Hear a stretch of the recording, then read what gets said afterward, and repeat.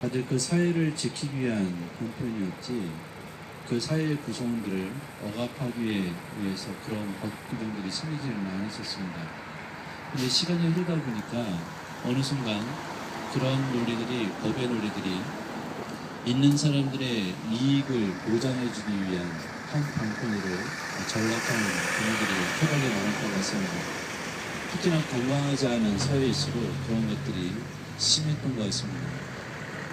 우리가 성경에 보면 오늘도 안식일법을 이야기를 하고 있긴 하지만 나병 환자들이나 어떤 특정한 질병에 걸린 사람들, 이런 사람들은 부정탔다고 해서 같이 같은 동네에서 살던 그 공동체에서 쫓겨나서 홀로 어디인가 유폐당하듯이 격리당했던 그런 시절이 있었습니다.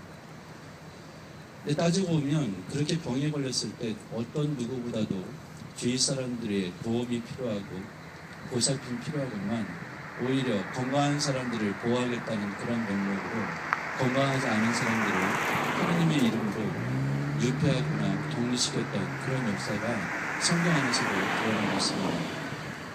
오늘 안식일법 문제도 마찬가지입니다. 예수님이 지적하고 계신 것처럼 법이라는 것은 바로 인간을 위해서 만들어진 것인데 마치 인간이 그 법을 위해서 살아야 되는 것처럼 그렇게 율법학자들이나 율법주의자들, 바리사이들, 소위 말하면 권력을 가진 사람들이 그렇게 생각을 했습니다. 현 시대도 마찬가지입니다. 군대가 왜 존재를 하겠습니까? 자기네 나라의 국민들을 지키기 위해서 군대가 존재를 합니다. 그런데 주민들을 쫓아내면서 주민들을 억압하면서 존재하는 군대라면 사실 우리나라 군대가 아니죠. 그런데도 불구하고 자기들이 멋대로 만들어 놓은 법, 그리고 있는 사람들, 소위 말하면 거대 재벌이나 권력을 가진 사람들의 이익을 대변해주고 지켜주기 위해서 만든 그 법이니만큼 악법도 법이다라는 이런 논리로 법을 지켜야 된다고 이야기를 하고 있습니다. 법이란 것이 그 필요에 따라서 그 공동체를 유지시켜 주거나 그 공동체에 속한 구성원들을 지켜주지 못할 때에는 가차없이 바뀌어왔던 것이 또 역사의 순리이기도 합니다.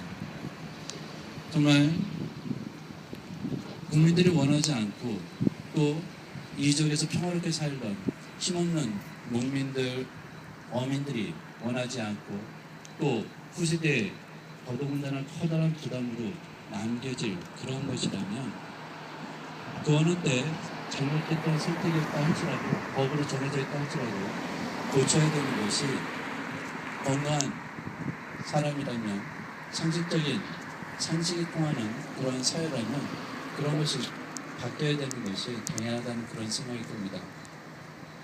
이러한 때 이런 것에서 이렇게 찬바람 맞아가면서 기도할 수 있는 이것 또한 바로 또 다른 은총이 아닌가 싶습니다. 우리가 존재하는 이유가 무엇인지, 하나님께서 이 땅에서 지금 이 시대에 바라는 것이 무엇인지를 알고 있는 사람들이 있다는 것 자체도 또 다른 은총이 아닌가 싶습니다.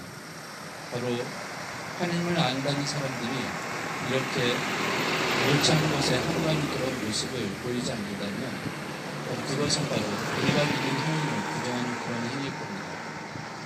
이런 미사 때뿐만 아니라 일상생활 속에서 정말로 진정으로 옳은 것이 무엇인지 그리고 그런 것이 무엇인지 그 순간순간 우리가 어떤 것을 선택해야 되는 것인지 오늘 예수님 말씀처럼 그 어떤 것도 인간의 존엄성에, 생명의 존엄성에 앞서는 것이 없다는 사실을 잊지 않고 설하게 해달라고 기도 함께 하셨으면 좋겠습니다.